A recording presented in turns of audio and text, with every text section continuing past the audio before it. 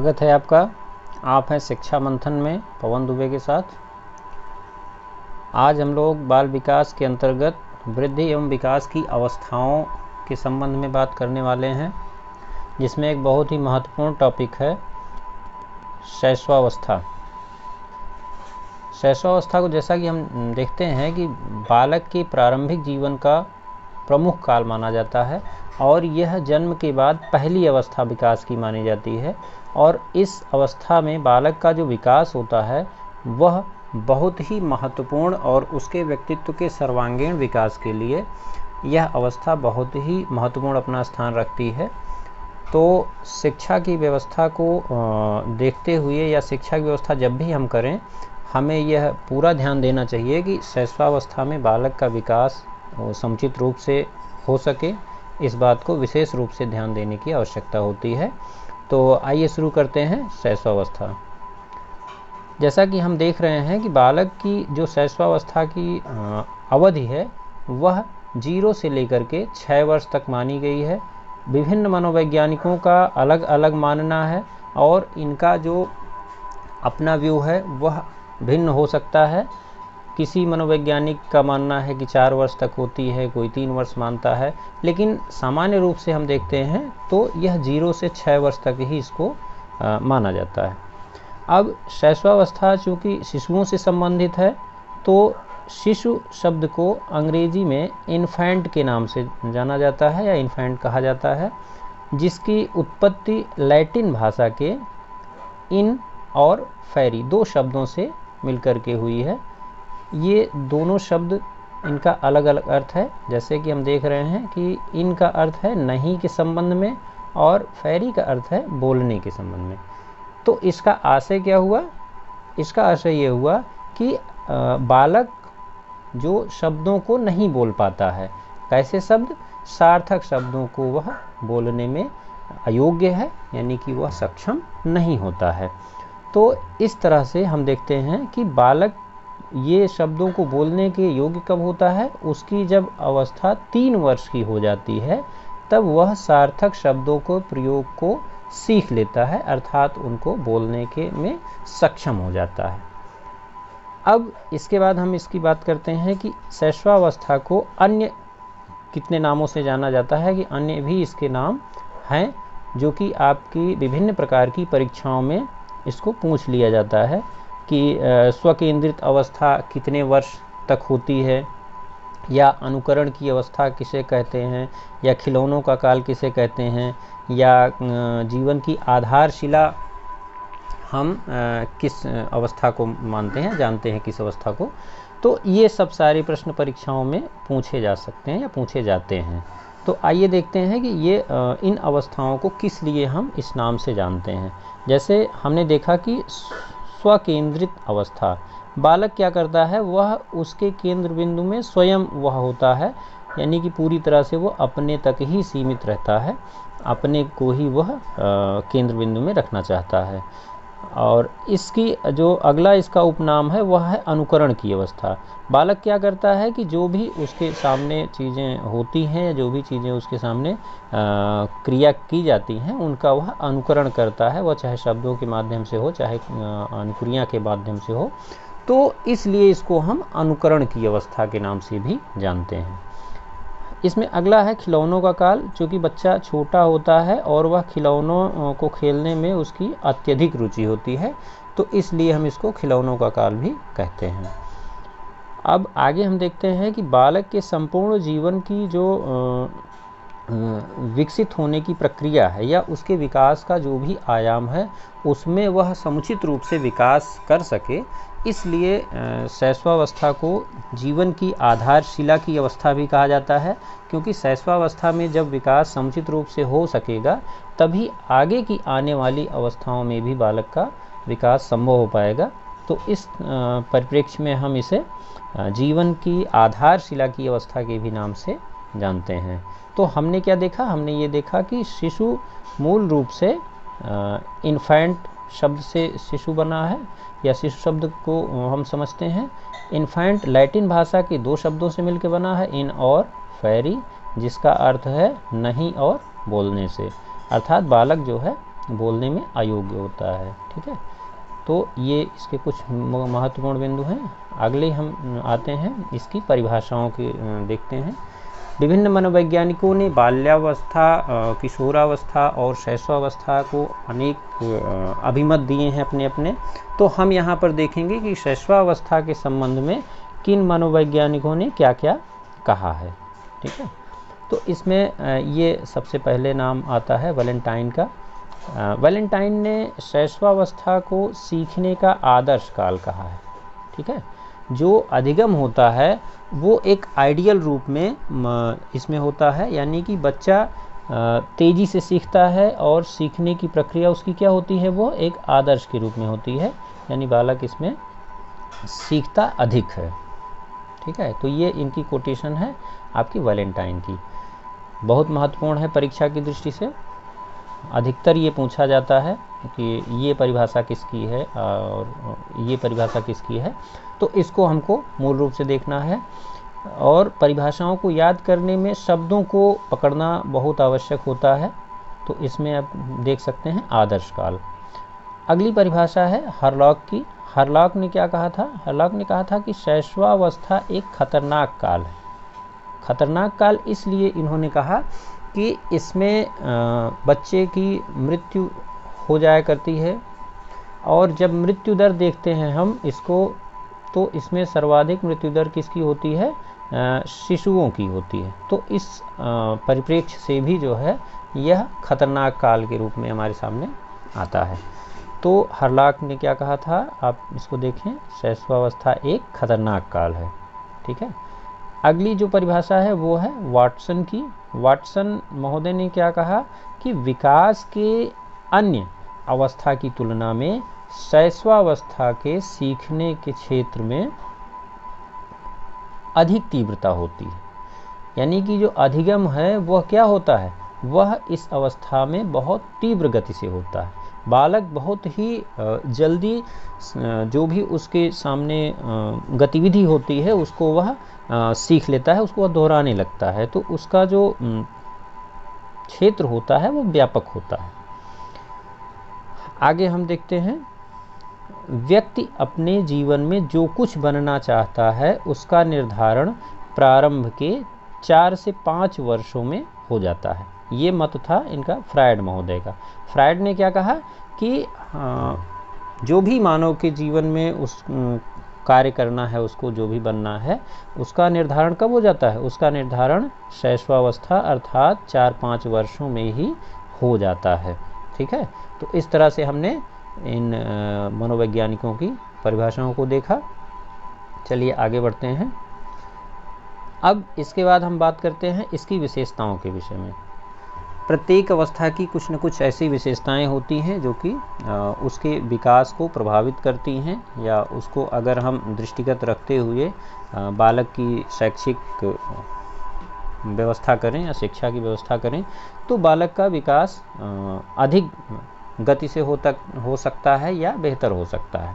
तो इसमें इसकी विशेषता जो है वो पहली है वृद्धि एवं विकास में तीव्रता। हम देखते क्या हैं कि शैशवावस्था में जब बालक होता है, शिशु होता है, तो उसके शारीरिक विकास, मानसिक विकास या इस तरह के जो भी विकास के आयाम हैं, उन आयामों में तीव्रता देखी जा सकती है। अन्य किसी भी अवस्था में इतनी तीव्र गति से विकास व्यक्ति का नहीं होता है। तो यह एक इसकी विशेषता है कि बालक का जो विकास होता है वह तीव्र गति से होता है, वह चाहे आंतरिक अवयव हों वो तीव्र गति से विकसित होते हैं, या बाह्य अवयव हैं, जब बाह्य अंग हैं वो भी बच्चे के तीव्र गति से विकसित होते हैं, चाहे वह लंबाई हो, चाहे भार हो, या अन्य कोई भी चीज़ें हो सकती हैं। संवेगों का भी विकास क्रमशः इसमें होने के कारण क्या होता है कि अभिव्यक्ति में भी बच्चे के धीरे धीरे निखार आने लगता है। बच्चा क्रियाशील एवं बेचैनी के कारण विकास के सभी आयामों में इसमें तीव्रता देखी जा सकती है। तो हम देखते हैं कि यह क्या है, एक बहुत महत्वपूर्ण ही विशेषता है कि वृद्धि एवं विकास में बच्चे की तीव्रता रहती है। अगली जो विशेषता है वो है दूसरों पर निर्भरता, यानी कि पर निर्भरता। बच्चा क्या होता है, वह दूसरों के ऊपर निर्भर रहता है। संवेगात्मक दृष्टि से भी इसको हम देख सकते हैं कि सभी से प्रेम पाने की उसकी इच्छा होती है और वह सभी का कह लीजिए कि एक तरह से उस पर अपना अधिकार समझने लगता है कि हम दूसरों पर निर्भर अवश्य हैं, लेकिन सारी जो अधिकार क्षेत्र हैं वो हमारे ही पास रहें। और इसके साथ हम देख सकते हैं कि उम्र के साथ पर निर्भरता धीरे धीरे क्या होती है, वो कम होने लगती है। जैसे जैसे बालक की आयु बढ़ती है वैसे वैसे क्या होता है कि बालक की जो दूसरे के ऊपर निर्भरता रहती है वह कम होने लगती है, इसमें जो है वह कमी आने लगती है। ठीक है, तो इसमें हम ये देख सकते हैं कि यह भी एक इसकी बहुत महत्वपूर्ण विशेषता है। अगली विशेषता के रूप में हम पाते हैं कि मूल प्रवृत्तियों के आधार पर बच्चा व्यवहार करता है, यानी कि मूल प्रवृत्तियों पर आधारित व्यवहार, ये इसकी विशेषता है। मूल प्रवृत्तियाँ जैसा कि विभिन्न मनोवैज्ञानिकों ने अपने अपने अनुसार इसको बताया है, और मैकडूगल महोदय हैं, उन्होंने मूल प्रवृत्तियों को 14 इसके प्रकार बताए हैं, जो कि बहुत ही प्रसिद्ध है और अधिकतर परीक्षाओं में पूछा जाता रहता है। हालांकि हम जब संवेगात्मक विकास की बात करेंगे तो इसके विषय में विस्तार से चर्चा करेंगे। अभी फ़िलहाल हम देखते हैं कि शैशवावस्था में इस मूल प्रवृत्ति या मूल प्रवृत्तियों पर आधारित व्यवहार बच्चे का कैसे होता है। जैसे बालक को जब भूख लगती है, जब बालक को भूख लगती है तो वो क्या करता है, वो रोने लगता है या उसको भोजन चाहिए। भूख क्या है, भूख लगने पर रोना है, एक तरह से ये भी हम देख सकते हैं। या उसको हम क्रोध या क्रोध लगने पर भी बच्चा रोता है। ठीक है, तो जब बच्चे को भूख लगी तो क्या हुआ, भोजन की तलाश में वह रोना शुरू कर दिया, क्योंकि उसको रोने पर उसकी भूख को शांत करने के लिए उसको पीने के लिए दूध या अन्य सामग्री उसको दी जाती। तो इस तरह से ये भी हमारे सामने एक बहुत ही महत्वपूर्ण विशेषता के रूप में आता है। अगला है संवेगात्मक अस्थिरता। संवेगात्मक अस्थिरता का संबंध आप ऐसे देख सकते हैं कि बालक बहुत देर तक ना तो दुखी रहता है, ना ही क्रोध में रहता है, ना ही प्रसन्न रहता है। वो थोड़ी ही देर में बहुत ज़्यादा क्रोध में रहेगा, और जैसे ही उसकी इच्छा की पूर्ति हुई, यानी कि वो किसी खिलौने के लिए यदि बच्चा, उदाहरण स्वरूप हम देखते हैं कि वो रो रहा है, और जैसे ही उसको वह खिलौना प्राप्त हो गया तो वह बच्चा क्या करेगा, वह बच्चा हंसने लगेगा। यानी कि जो संवेग होते हैं वह स्थिर नहीं होते, अस्थिर होते हैं। जैसा कि हम जानते हैं कि बालक के अंदर 2 वर्ष की अवस्था में लगभग सारे संवेग विकसित हो जाते हैं। इसमें एक प्रमुख संवेग जो कि बच्चा जन्म से उसको ले करके पैदा होता है, ये क्या होता है, ये होता है आपका उत्तेजना। उत्तेजना एक ऐसा संवेग है जो कि बच्चा जन्म से इसको लेकर पैदा होता है। और इसके अलावा 4 मुख्य संवेग हैं जिसको कि 2 वर्ष बाद बच्चे के अंदर यह पूरी तरह से विकसित हो जाते हैं। इन चारों मुख्य संवेग में हम किसको किसको रख सकते हैं। जैसे पहला है आपका भय, पहला क्या है, भय। उसके बाद अगला है क्रोध, प्रेम, पीड़ा।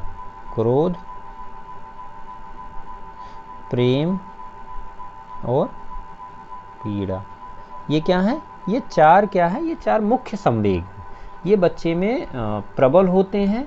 और इनकी जो उपस्थिति होती है, जैसा कि हमने पहले ही देखा कि यह क्षणिक होती है और अस्थिर होती है। ठीक है, लेकिन इसके साथ साथ एक और चीज़ है, वह क्या होती है, वह स्वाभाविक होती है। स्वाभाविक होती है, संवेगों की उपस्थिति पूरी तरह से स्वाभाविक होती है, कोई बनावटीपन नहीं होता है।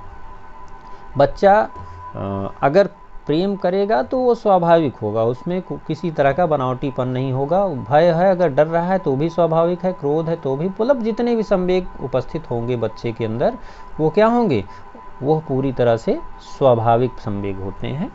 तो इस तरह से हम देख सकते हैं कि ये भी एक महत्वपूर्ण विशेषता के रूप में हमारे सामने आता है।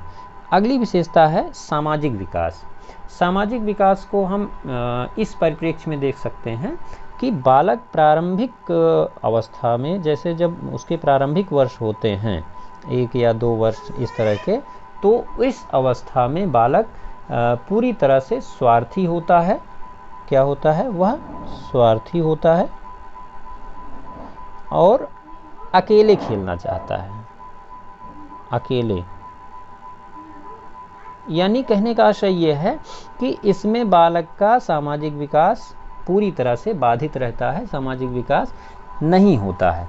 लेकिन अंतिम वर्षों में, शैशवावस्था के अंतिम वर्षों में अन्य शिशुओं में भी वह रुचि लेने लगता है, अपने छोटे भाई बहनों का बचाव भी करने लगता है। तो हम ये कह सकते हैं कि अंतिम वर्षों में इसके अंदर धीरे धीरे सामाजिक विकास को गति मिलती है और सामाजिक विकास इसका धीरे धीरे होने लगता है। ठीक है। अगली विशेषता हमारे सामने जो आती है वो है मानसिक विकास से संबंधित विशेषताएं। मानसिक विकास से संबंधित विशेषताएं क्या क्या हो सकती हैं? जैसे इसमें आप देख रहे होंगे कि जिज्ञासा और मानसिक रूप से अविकसित होना बच्चे का, रटने पर आधारित स्मरण शक्ति, रचनात्मकता और समय की धारणा। इसको थोड़ा सा हम लोग और देख लेते हैं डिस्कस करके कि जिज्ञासा अपने, चूँकि बच्चा क्या है, उसके चारों तरफ जो भी वातावरण है वह नया है पूरी तरह से। अब इस चारों तरफ के वातावरण को वह क्या करता है? वो जानना चाहता है। तरह तरह की उसके मन में जिज्ञासा होती है अपने चारों तरफ के वातावरण को जानने के लिए। वो चाहे वस्तुओं के बारे में हो, चाहे अन्य चीज़ों के बारे में हो। तो इस तरह से हम देखते हैं कि वह बच्चा क्या होता है, इसको जानना चाहता है कि आसपास की उसकी वस्तुएं सजीव हों चाहे निर्जीव हों, तो उनमें क्या है कि उसको तरह तरह के प्रश्न भी पूछता है इस अवस्था में। अगली है आपकी मानसिक रूप से अविकसित। इसमें जैसे मानसिक रूप से कुछ लक्षण होते हैं जो मानसिक अवस्थाओं के होते हैं। जैसे उसमें हो गया सोचने की शक्ति, निरीक्षण, सोचने की शक्ति हो गई और निरीक्षण हो गया। हाँ, इस तरह से याद करने की शक्ति हो गई या शीघ्र किसी भी निष्कर्ष पर पहुंचने की शक्ति हो गई। तो ये सब शक्तियाँ क्या होती हैं? बच्चे के अंदर अविकसित रहती हैं, उनका विकास नहीं हुआ रहता है। और अगला इसमें है रटने पर आधारित स्मरण शक्ति। बालक क्या करता है? जो भी चीज़ें होती हैं उसको बार बार दोहराता है, उसको रटता है। यानी कि एक तरह से जैसे तोता किसी भी चीज़ को रटने लगता है, उसी तरह से बालक की स्थिति होती है। बालक भी विभिन्न जो भी उसके सामने गतिविधियां हो रही हैं या जो भी उसके सामने बात हो रही है, तो उसको क्या करता है? उसको रटने लगता है। तो ये भी इसकी एक विशेषता के रूप में आता है। रचनात्मकता के बारे में हम बात करते हैं तो रचनात्मकता एक ऐसा बिंदु है जो कि हर प्रकार के बच्चे में भी इस अवस्था में देखा जा सकता है। जैसे किसी भी खिलौने को बच्चा क्या करता है? वो खेलता है और खेलते खेलते उसको तोड़ देता है, तोड़ता है फिर जोड़ता है। तो ये क्या है? इससे हम रचनात्मकता को देख सकते हैं। अगली इसमें विशेषता है समय की धारणा। समय की धारणा का आशय यह है कि जैसे मिनट, घंटा, दिन, कल, परसों या इस तरह से महीने, साल, इस तरह का जो भी कॉन्सेप्ट हैं वो बच्चे के अंदर विकसित नहीं हुए रहते हैं। तो ये इसकी विशेषता है। आगे हम देखते हैं कि नैतिक भावना का अभाव। बच्चे में पूरी तरह से जो नैतिक गुण होते हैं, जैसे क्या अच्छा है, क्या बुरा है, क्या सही है, क्या गलत है, उचित अनुचित से परे उसकी संतुष्टि होती है। वह जिस चीज़ को उसकी आवश्यकता होगी उसको वह बच्चा उस चीज़ को चाहेगा। वो ये नहीं समझता है कि ये हमारा मांगना इसको उचित है या अनुचित है, अच्छा है या बुरा है, गलत है या सही है। तो उस वस्तु को उसको पाने के बाद आनंद की प्राप्ति होती है और वही कार्य वह करना चाहता है जिससे उसको आनंद की प्राप्ति हो। ठीक है। अगली विशेषता है सीखने में तीव्रता। सीखने में जो भी बच्चा सीखता है उसमें वह तेज़ी से सीखता है और इसमें तीव्रता इस अवस्था में पाई जाती है। आगे हम देखते हैं दोहराने की प्रवृत्ति। बालक के सामने जो भी बात होती है उसको वह बार बार दोहराता है, ये इसकी एक विशेषता है। इसके बाद हम देखते हैं स्वप्रेम की भावना। स्वप्रेम की भावना बच्चे के अंदर ये होती है कि वह अपने आप से प्रेम करता है और अपने आप को ही वह महत्व प्रदान करता है। तो एक इसमें शब्द है नर्सिसिज्म। नर्सिसिज्म क्या होता है? यह आत्म प्रेम की अवधारणा है। ये यूनान में इसकी कथा प्रचलित है और इसमें यही है कि व्यक्ति अपने आप को प्रेम करता है। तो ये बच्चों में भावना पूरी तरह से पाई जाती है। अगली विशेषता है काम प्रवृत्ति का विकास। एक मनोविश्लेषणवादी मनोवैज्ञानिक है फ्रायड। फ्रायड ने ये कहा कि जो बाल्यावस्था में बालक होते हैं, वो चाहे बालक हो या बालिका हो, दोनों में एक एक कॉम्प्लेक्स यानी ग्रंथि पाई जाती है और यह ग्रंथि उसके पसंद नापसंद को निर्धारित करती है। तो इसमें फ्रायड महोदय ने ये बताया कि आप देख रहे हैं ओडिपस कॉम्प्लेक्स। ओडिपस कॉम्प्लेक्स क्या है कि यह लड़कों में पाया जाता है और लड़के अपनी माँ के प्रति प्रेम भाव रखते हैं या उससे संबंधित ये ग्रंथि होती है।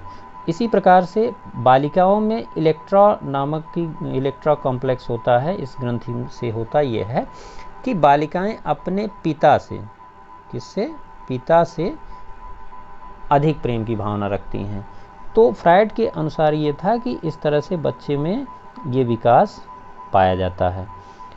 हमने आज देखा कि शैशवावस्था की अर्थ क्या हैं, उसकी परिभाषाएं क्या हैं और इसकी विशेषताएं क्या हैं। इस तरह से शैशवावस्था आपका आज ये टॉपिक पूरा हुआ। यदि इसमें समझने में कोई समस्या होती है तो आप इससे जुड़े हुए अन्य वीडियो हमारी इस चैनल पे हैं, क्योंकि एक दूसरे से चीज़ें इंटरकनेक्टेड होती हैं और उसको आप जा कर के देख सकते हैं चैनल पे सर्च करके। आने वाले वीडियो में हम इसको लगातार रखेंगे, कंटिन्यू रखेंगे। तो आप बने रहिए हमारे साथ। धन्यवाद आपको।